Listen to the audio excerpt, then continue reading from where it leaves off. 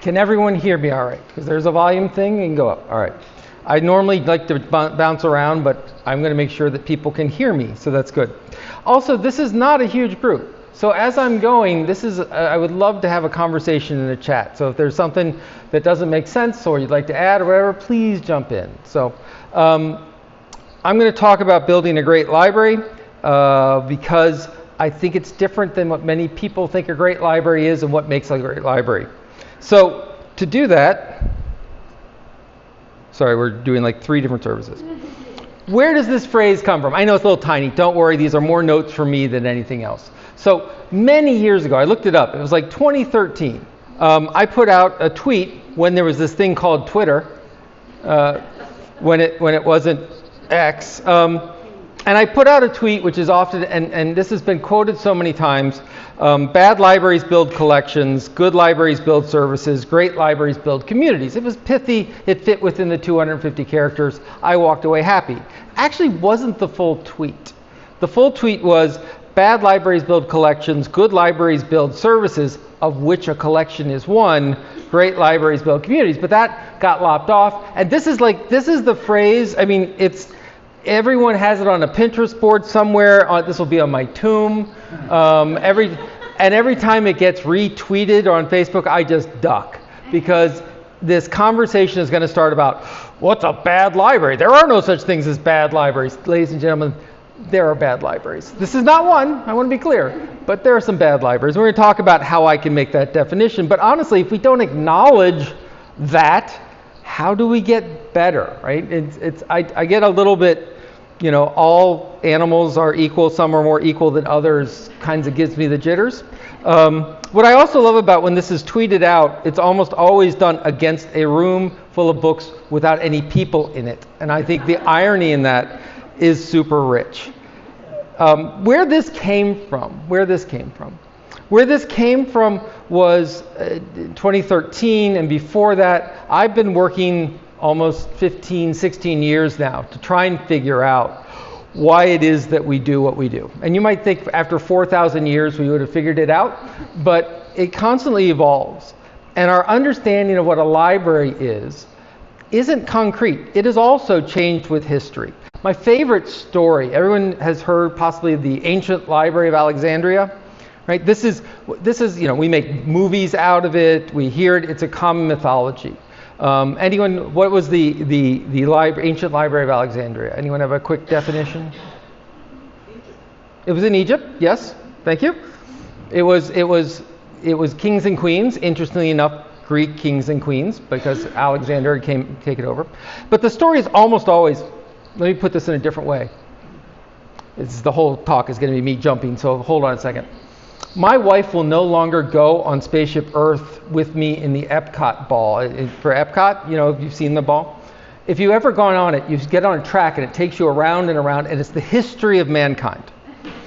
And I make it to right about the Egyptian era when I start spouting off. And my wife is like, no, they don't care. I'm like, Dame Judi Dench, in her lovely authoritative voice, starts talking about the library, and it was where all of human knowledge was combined, and then it was lost in a fire. And I keep saying that's a documentalist perspective. That's not what happened. She's very embarrassed.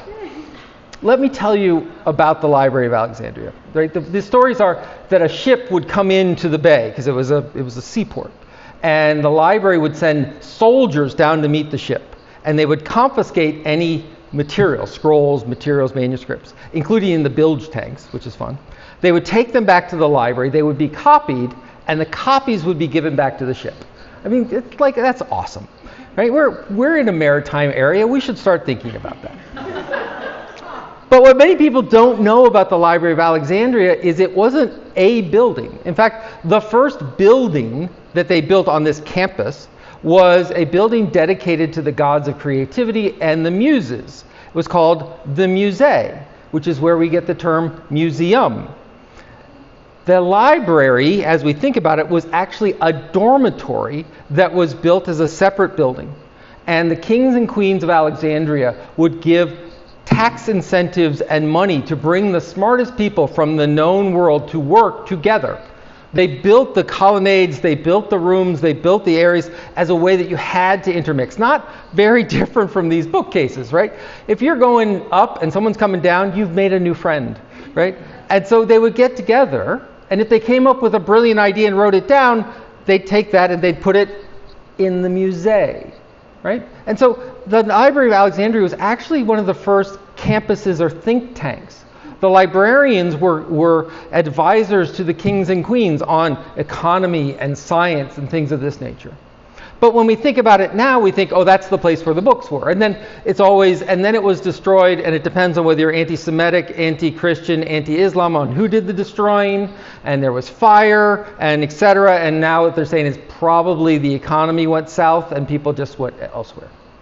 Now, what's interesting also about that story, to take Judi Dench to task for a moment, is when the Library of Alexandria stopped, was destroyed, was burnt, was ruined, the knowledge that was built continued. And it wasn't because the books and materials went back to the known world, it's because the scholars went back. And so, for example, a lot of scholars ended up in Persia and further on in India, where they kept working on mathematics and developed this little thing called algebra.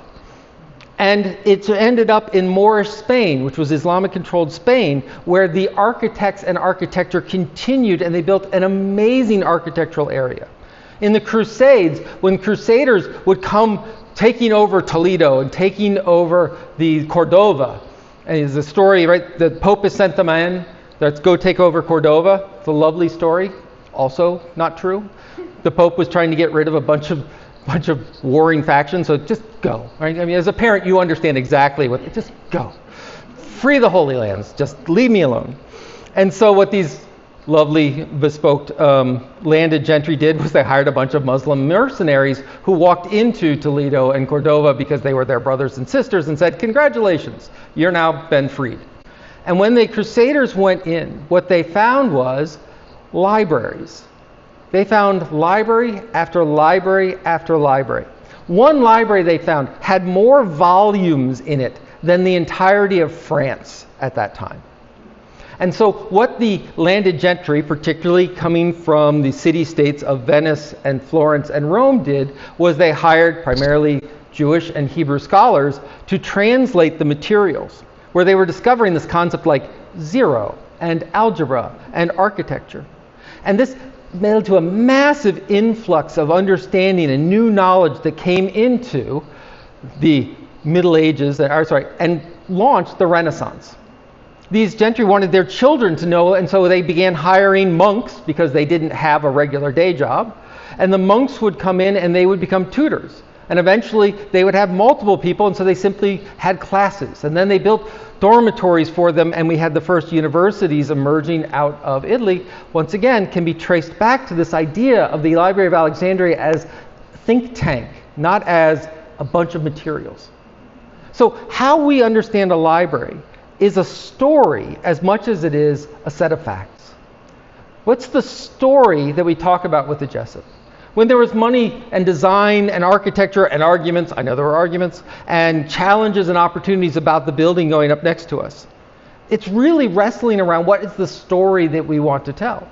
Right? If the story is, this is a beautiful building that was given to us in a long time, and I just love it, it makes me feel smart, then there's no reason for that building. If the story is, the whole intention of coming in here was to learn and expand and grow and make life in Bar Harbor better, that makes perfect sense because we need to continue and take more areas and more opportunities. So what I want to talk to you tonight about is the library as a narrative. So when we talk about a world-class or a great library, even when we define what a community is, it's a narrative. Human beings are built on stories. I'm a social scientist in the information science. And one of the things we like to do is find out why systems suck. Pardon my language, right? Why is it when you pick up this iPhone, you look at it, you go, I just don't get it, and want to throw it away? Why is it that something gets confusing? So we ask people. It's called a think aloud protocol. And what we find is that people work on narratives. That's a polite way of saying people make things up. So you'll say, so tell me how you use this. And when people go back and recreate how they did something, even though you watched them and recorded it, they will fill it in to make themselves seem rational from step to step. And it's not just an error. In other words, they're not just embarrassed. That's how their brain works. Once you've reached the conclusion of a process, you go back and recreate the process in light of the solution. We remember things in a different way. We recreate things in our minds in a different way. And so when we're talking about the library, I want to talk tonight about what's the narrative that we want around this library or any library. So to do that, I want to talk about attributes, what I consider good attributes of a great library, and what I want to then is give you some stories, more stories.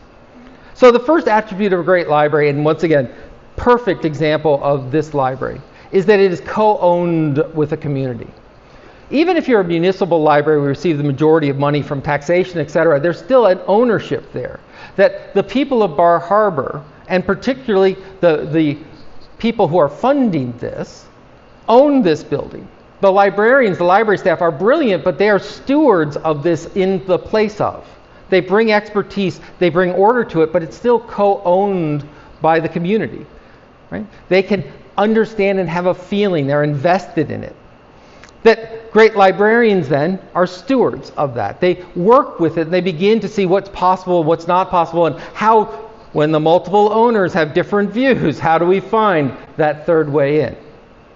That it's focused on what I put here as learning and true knowledge. What do I mean by that? Well, it's focused on learning. And if you think for a moment, when public libraries were created in the United States, they were created at the same time that we created the public school system. We, in essence, back to narratives, created childhood. And I know that sounds awfully grand, but that's what we did. We did it with child labor laws. What we began to do is we said, children below a certain age cannot be put to work. Exemption the farms, but cannot be put to work. And therefore, well, what do we do with them? What's that? Oh, we teach them, we educate them, we provide for them to have a better life. And so we created schools. And then when philanthropists like Carnegie looked out, when other philanthropists looked out, and they said, but what about the adults? If we have an educational institution for kids, what do the adults do? And so Melville Dewey, lovely misogynist, anti-Semitic Melville Dewey, said that the public library was a co-equal educational institution to the public school. That this is where we came to learn. And in fact, the first libraries that were built, when Carnegie built them, they had no fiction in them. This was a fight that librarians had to make about 100 years later to say a novel can be in a library. There was a fight. In fact, when they had bookmobiles, I was born in 1970, bookmobiles at the time, children were allowed to go in the bookmobile, but they were not allowed to look at the fiction. Those were put on the top shelves because that wasn't appropriate to what children should be learning. Right? Narratives, stories. Right? So we begin to talk about focused on learning. And once again, it might be, do I mean learning like nonfiction and how to do this? And I mean learning is even learning about ourselves.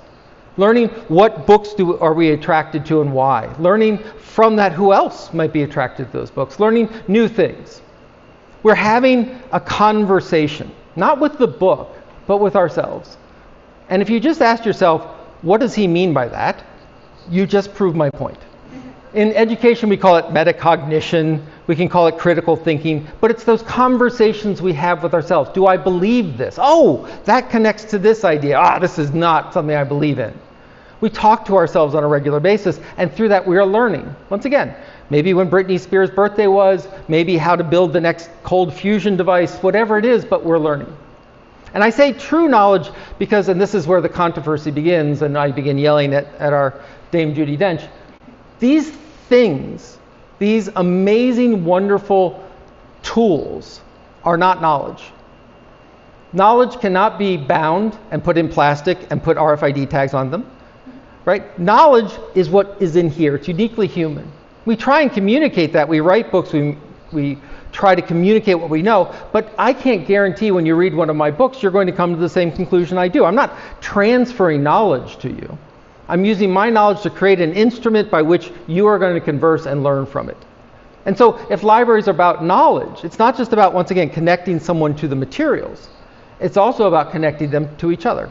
Events like this, where we have musicians come in, where we have book groups, where we have affinity groups, where we have story time. Story time is as much about socialization of children as it is an interesting thing to do, right? So we're about knowledge. It's constantly evolving and adapting innovations, not simply adopting.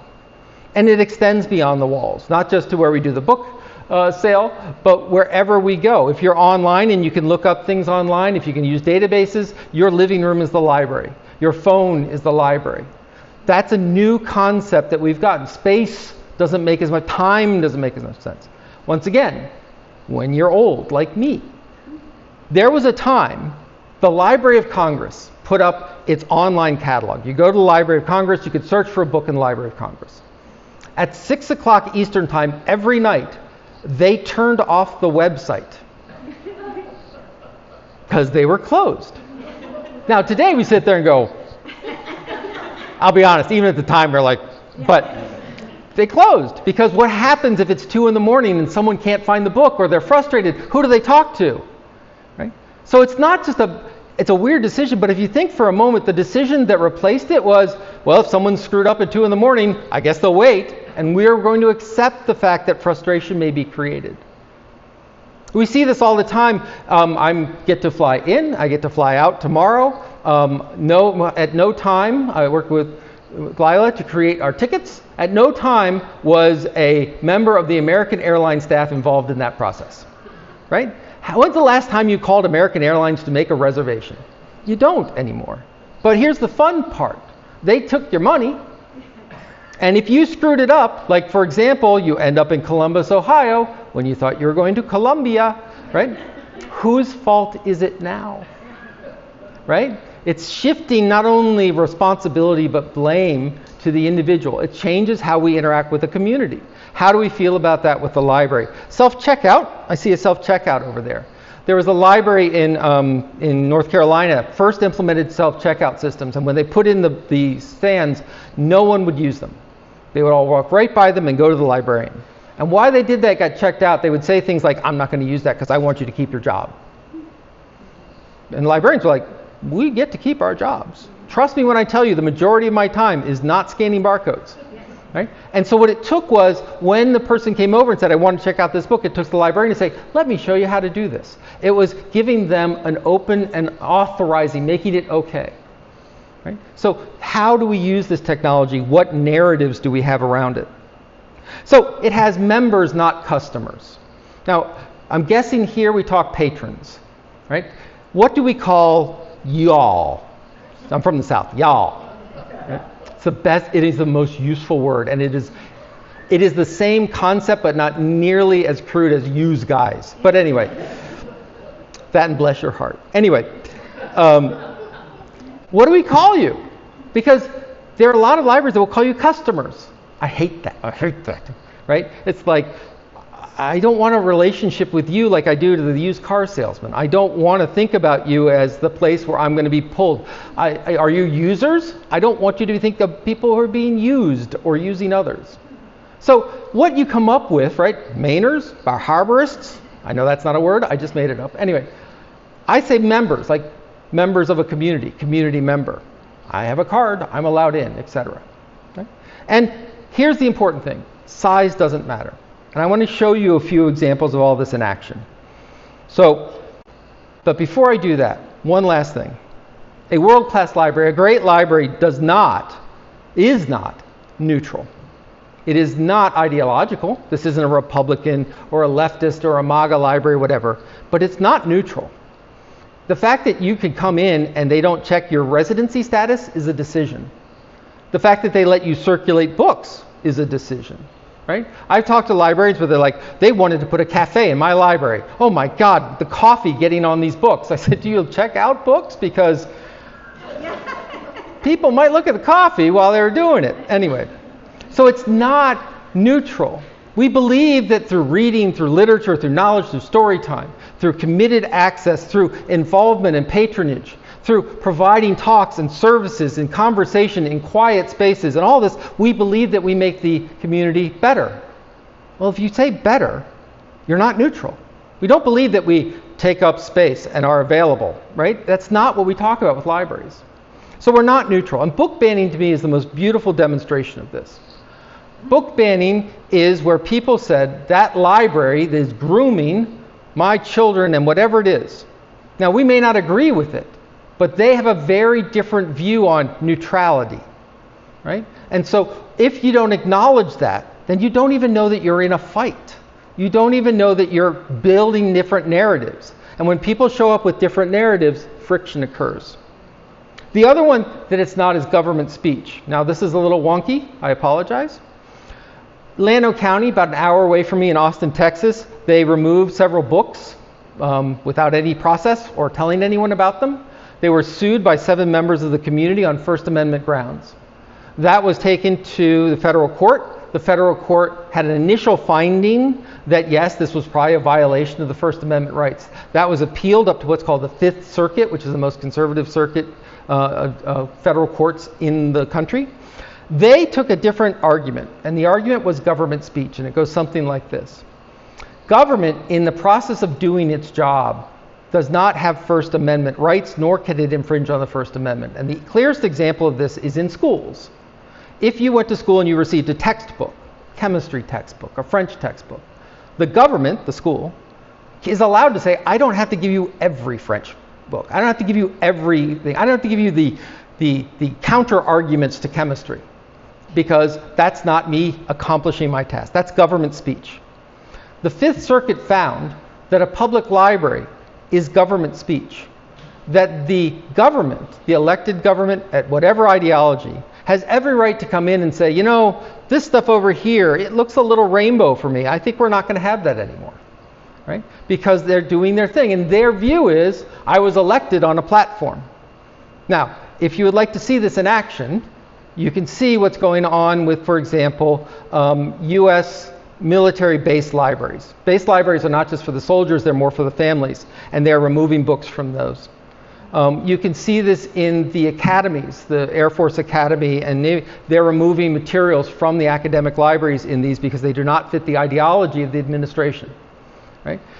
If this is something that is allowed to prevail, and it's probably going to show up to the Supreme Court, what you could see is if you're taking municipal money, or worse, you're getting money from the federal government flowed through the state library, not so much anymore, then they could come in and say, I would like to talk to you about this section over here. I'm not happy with that section, right?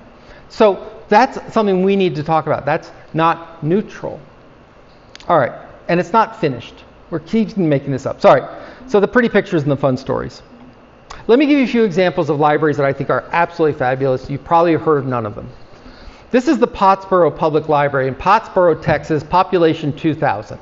It's on the border of Oklahoma and Texas around a big lake, the Texlahoma Lake, which is a resident and a resort community, but the actual population, which is very poor, is right around here in Pottsboro. It is in a tiny, old post office. They were going to close it until Diane Connery, who moved there, was a background in education or background in advertising, said, I'll do it. I'll be the library, but only if you pay me no money. They said, what? They said, because the minute you tell me what to do, I quit. So it was lovely. So she, getting paid no money, by the way, she was an amazing grant writer, and she wrote herself into the grant, so she's okay. She went in there and she started saying to the community, what do you need? What's going on? So she, for example, worked with teens, and teens wanted to get into computerized gaming. She got them working with a local community college, and they created a competitive gaming league where teens would come in. They created a library of things where you could go in and borrow hammers and chisels, and she said you could decorate an entire wedding if you wanted out of our library of things, right? And I noticed, right there, you can check out binoculars if you're going into the park, right? Library of things. They put a 50-foot powered radio antenna in their parking lot, and they beamed out through what's called white space, free internet to everyone within a 2-mile radius, right? This is what she was doing. Do they have books? She goes, we have some.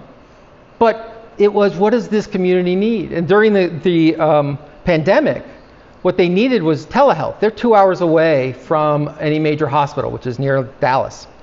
And they had a situation during COVID where people needed to work with doctors remotely.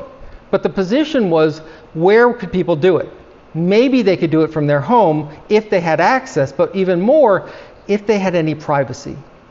They had mothers that were talking about some pretty serious issues, and they didn't want their 10-year-olds and 8-year-olds to be part of that conversation.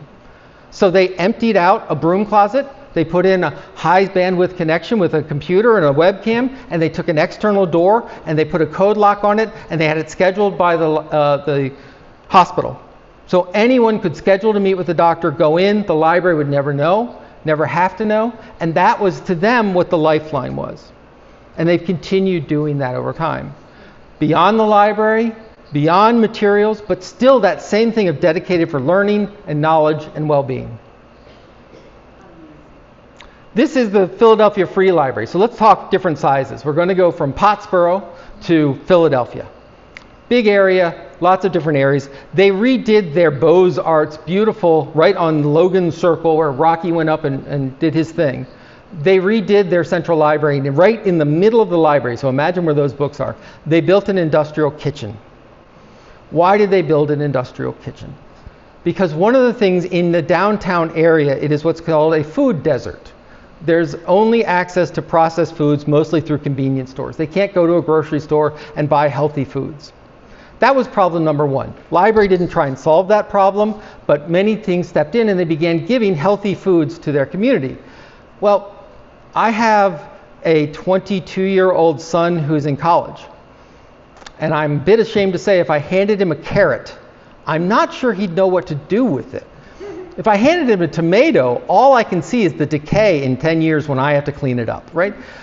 I don't know what to do with this. I've never been taught how to cook. Now they were doing cooking classes. They were working with culinary institutes. And the other thing that was happening in downtown was immigration. They had a lot of people from different ethnicities and nationalities in the downtown area. Well, one way people get to know each other is they cook together. So they began bringing in the nonnas, and they began bringing the grandmothers and making their local delicacies and breaking bread together as a way of building community. Now, was that so that they would check out more cookbooks? No, this was enough. This was what they wanted to do because this is what their community needed.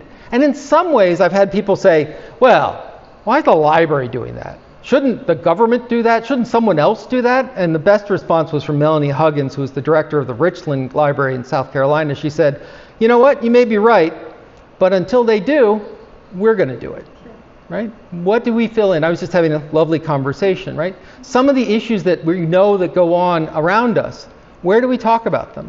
I mean, you guys have, God help you, right? You have village councils and town meetings and talking about budgets, right? That doesn't happen in Philadelphia. That doesn't happen in Austin. Where else can I find a place where I can connect and learn and have this conversation? And if I'm going to that town hall meeting, how am I educated on that budget issue? Where do I go to learn about that? And where do I go to learn all aspects of it? Is that the library? I hope so. This is, let's go a little far afield. We're going to take a flight over the ocean. This is Tilburg in the Netherlands. Tilburg in the Netherlands is a fabulous library. It's called the Lokaal. And I want to tell the story about how they built it. Tilburg was historically a train town. Every trains that go all Europe, they have a really excellent train system. This was where they came to be repaired. This is where they came to be upgraded. This was full of huge industrial buildings where they did train repair. The train industry vanished over to Asia. And so suddenly there was a Great Depression in Tilburg. Suddenly people were out of jobs. And suddenly they had all of these old industrial buildings and they didn't know what to do. University came in. They eventually built a more resilient economy. They began recovering. And then they looked to build a new library as they were recovering. And they looked around and said, we're going to put it in that old train warehouse. And this is the best part of the story. In fact, if you can't see the building, go online, look Lokaal. It is literally, you can see the switches that they had and everything else. But they didn't just start on day one putting up wood. They started on day one by opening the space to talks like this, etc. And they put around the warehouse big display screens that were touch sensitive. And it would say, this is what happened here. This is what happened here. But many of the people who had worked in that warehouse were still in the community. So when they came in and they looked at these large displays, they could say, I worked here. And they could record oral stories about what that person did here and take that, and they added that to the collection. And so when they did build the building, it came with the stories and local history and a connection. And by the time that it opened, now those people who knew it as the train warehouse and it linked it to a loss of jobs suddenly knew it as a place of connection and history and retelling. This is the San Giorgio Library in Pistoia. Pistoia is about 40 minutes outside of Florence, so now we're going down to Italy. San Giorgio is, the Pistoia is not an unusual story. Many tourists who go to Italy and they go to Florence, go to Florence. Florence is the Italian equivalent of Disney World, right? Florence is, when you walk through it, and you will be like walking one after 3,000 people, mostly Russian, well, not these days, mostly tourists of different areas, is the place where you can see culture, and it's preserved as culture, and it's preserved almost like Venice. It's always sort of preserved as a historical place. The life of Florence happens outside of places you'll never go to, including in Pistoia. And what had happened over the years as Pistoia grew and the population grew is they began to take all their public spaces and turn them into housing and turn them into businesses. So one of the things that Spain and Italy are known for are their piazzas, public area spaces. They had caved over and built over all their piazzas. And so when they looked at a new public library, they said, this will be the new piazza. In fact, that's what this, sorry if it's a little tiny, but you'll notice that it is basically big open spaces without bunches of stacks. What you don't see is right off of it is a cafe with really good stuff, right? And what's interesting about Pistoia is, the San Giorgio Library is the piazza of Pistoia, the new piazza, is they have maybe 12 employees that work there. On the weekends, they have 50 different programs occurring every weekend. Film reviews, ironworking, cooking classes. And it's not the librarians that are teaching, it is the experts and the people coming from the community as a place to share what they know and share how they work. It has truly become a gathering point for their city. Do they have materials? Yes, they do. Do they provide reference? Yes, they do. By the way, the best thing they provide are readers. If you walk in, they have this whole stack, and you can check out a reader for when you've lost your glasses. So now I'm going to take us a little bit further. We're going to go over to South Korea. This is the Mappo Library. It's in a sort of suburb of Seoul. And you're going, if you can see the picture, sir, if you wouldn't mind, what do those people look like they're doing? Jiu-jitsu. Jiu-jitsu? Tai Chi? They're dancing. So the Mappo Library is a brand new 6-story building. It was built by a mayor at the same time he regenerated and rebuilt the local elementary schools. There are 4 in the area. And he built it in such a way that at noon at every day, the students leave their schools and go to the 6th floor of the library for arts training. What I'm showing you is one, which is their dance studio. But the other thing is they have writing studios. They have anime studios where they have digital equipment to work with. They have piano rooms and practice rooms, and the library hires arts instructors, and that's how they're connected into their local elementary school. It's a direct and physical connection. And if you would like to learn how to play piano, you pay a little extra money and they'll teach you too. But that idea of how are we connected to the learning and education of our whole family. We know, for example, public libraries have what's called a bimodal distribution of age. That is, you come to the library when you're young. Your parents bring you. You come for a while, and then you go to high school, and then you go to college, and then you come back to Bar Harbor, and you have some kids, and you take them to the library, and you grow older, and you bring your grandkids, right? And the question was, what do we do with the dip? One, that's fine. We could just say, that's how it is. That's okay. But what these folks were saying is, no, we're connected to the whole life cycle of what's going on. Keeping in Korea, this is the Village Library. And the Village Library is, I told this story last night to a few others. I'll go through it relatively quickly. The Village Library is a poor part of Seoul, mostly of single mothers, where they could afford to live. The single mothers would take their kids to the library to get them to learn to read, and the kids wanted to read manga. They wanted to, manga, get that right, Dave. They wanted to read Japanese and Korean comics. And the library is the official great wisdom, said, no, that is not literature. We don't collect those things. And the mother said, I want my child to read. You're going to tell me they can only read the right stuff? No, we're not having this. And they gathered together and they went to the city council and they said, you're building us a library. And they said, yes, we are building you a library. They're very, very powerful women. And they didn't just stop there. They went and visited other libraries around Korea or in China. And they built what they called their library school. They came back and they designed it. They created a board. They usually don't have boards in Korea. They created one in there. They hired local librarians, and they took 6 buildings and pulled them together to build the new library. And they said, don't build it any higher than any other building in our neighborhood. We don't want to be seen as above. And the architects sort of had this situation. Imagine if instead of this big open corridor, you just had these nooks. And they said, oh, well, we got to blow those out and make open spaces. And they said, no. These are apartment buildings. This is how people know to live. They understand this architecture. Don't change the architecture for them. And they built a library that looked, and what you're looking at now is not the mangas that they brought in from others. You're looking at the ones that were produced by those children. The children came in and began to produce their own and publish them and share them. This is the Barefoot Library. I love this library. The lady in the middle is Soy Park. She's the revolutionary guerrilla librarian of Korea. She's sort of building the underground cool libraries against the system. It is, if you saw the whole library, it would look about a quarter of this space, and every space you could imagine is stuffed with books. And when I say stuffed, I mean literally shoved in stuffed with books.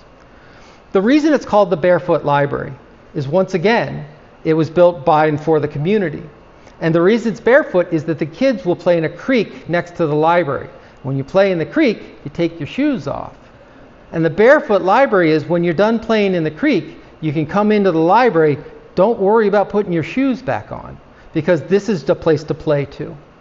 Right? These kinds of things about how we build them and why we build them matter. Notice what I'm telling you are stories. Are there other stories that can be told? Certainly. Are these the stories that they tell me? Yes. Are they all true? They're stories. They're true enough for action. Last story. This is the Ranui Library in New Zealand. And this was a new built building. And they had, as part of building this brand new building, they brought in an artist. And the artist was known for these tree sculptures and these tree themes. And she came in and she began looking at the history and what was happening. So the first thing is, they built it in something called ironwood. And the reason it was called ironwood is they had cut down the forest in this area to fuel the ironworks to make steel. They had displaced populations and native populations and indigenous populations to do this. When they built this new library, they wanted it as a place to bring healing back in.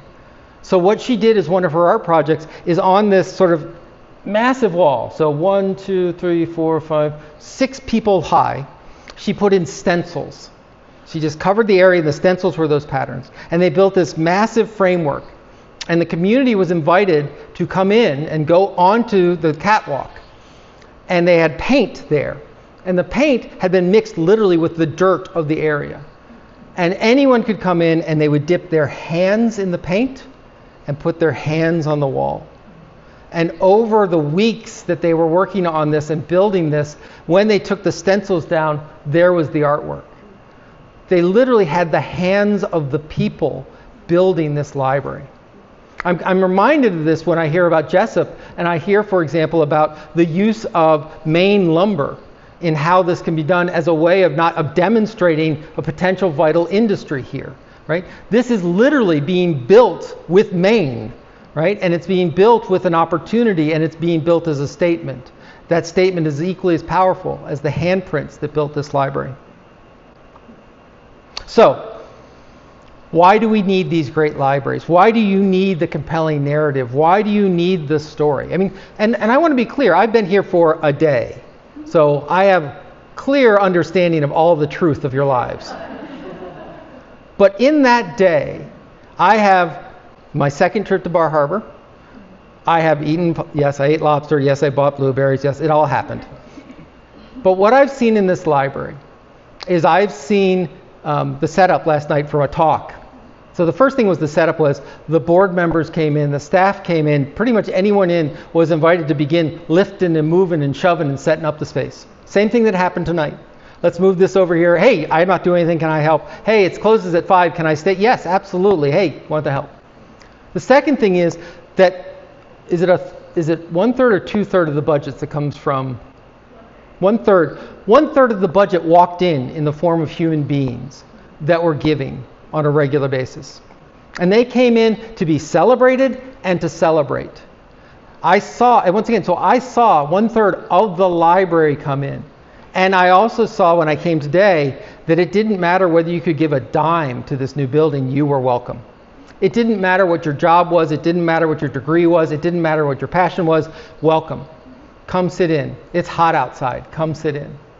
Right? I've seen the narrative that's here, which is this is your library. And it's a rich narrative, right? It's got nuance. Last night I heard a lot about the architect. I heard a lot about those being custom designed. I heard a lot about the things that led to it. I heard that this building was built before cars, right? I mean, that's an amazing story to tell. But what's amazing is that can either be, well, the Rockefellers gave the space and they came and built, right? It's going to be the most elite story you can imagine if you tell it one way. But instead, what that story is they believed that the community needed this, and people today, regardless of their income, their age, their sex, their religion, their interests, are welcome here. That's a story. The story to come from great privilege, to be privileging others and to build them up.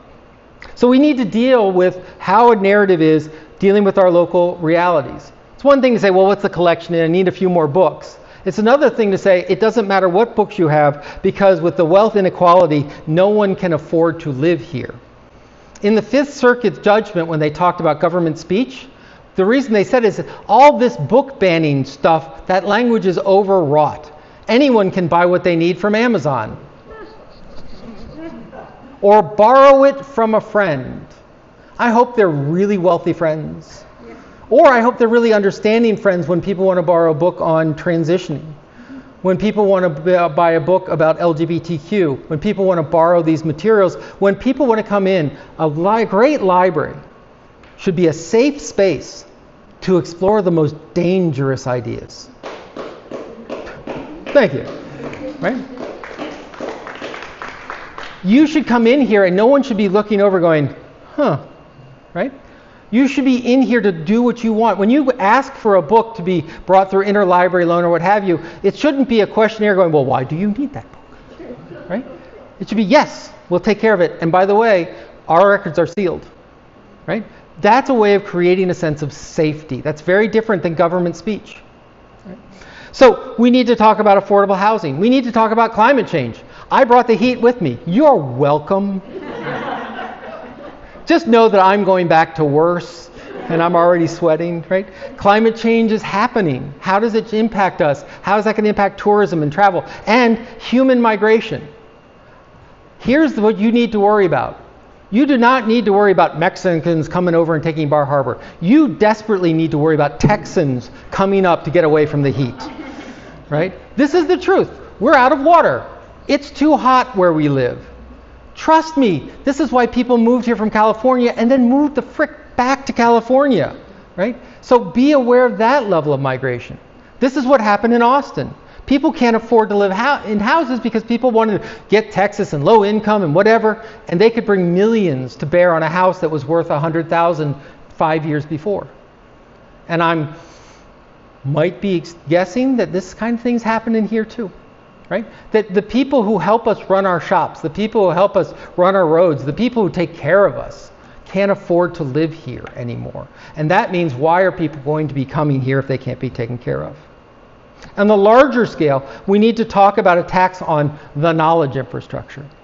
When we see book bans, the issue with book bans is not that people want to get rid of books. The fact is they want to get rid of the people who want those books. That's dangerous. When we look at things like a tax on higher education, Harvard, all of these things, Harvard, look at which ones they're picking on. NIH. Right? Oh, the NIH, etc. They're currently dismantling the scientific infrastructure of the U.S. and the leadership infrastructure of the U.S. I have a bias here, I admit it. I have a political bias, you might guess it, right? But even people on the other side are a little worried when Europe creates multi-million-dollar recruitment funds to bring people over to Europe, and when Canada is making easy immigration out. We're seeing scientists, just like in Germany before World War II, we saw the same thing when they were the scientific area. So we're seeing also attacks on the truth. We're seeing people simply say that are simply accepting lies. Right? We see that attacks on media. We see that attacks on sharing information. We need to talk about corrosive AI. AI is to the point where even if it's really crappy, you go, oh, I can always see that sixth finger. The answer is you probably saw 100 images you didn't know were AI and you captured that one. And it's becoming a legitimate reason that when people want to deny something, they're going to simply say, that was AI. And we're kind of have to believe them. And what does that mean? I was saying last night, if you have a new iPhone or you have a new Pixel, it has AI built into it. You take a picture, you go, oh, I really don't want that person in the background. Click, it's gone. No training, no expertise, no permission statements, no modifications. They're simply, you've changed reality. How do we deal with that? What's a library do to become arbiters of reality and truth? How do they come in and say, no, that didn't happen, or yes, this is a trustworthy source, or what have you? So this is why we need great libraries. I'm going to skip this one. We're going to save lives. We'll do that later. My final word for you, and then I've taken too much time, but we do have time for questions and answers. You're the library. At the end of the day, the narrative that this library needs is going to come from you, from your passions, from your concerns, from your experience, from your history, from your challenges, from your opportunities. You're the ones who are responsible. You have librarians, and there are fabulous librarians and fabulous staff that are working here to make this happen. But they can only do it with your support and in line with the narrative you want to tell. What is the Jessup Library story? What is the Bar Harbor story? What is the main story that we want to tell? How do we build that in? And we need to do it consciously, and we need to do it actively, and that's what is going to make this a great library, which is you. Thank you very much. I appreciate your time.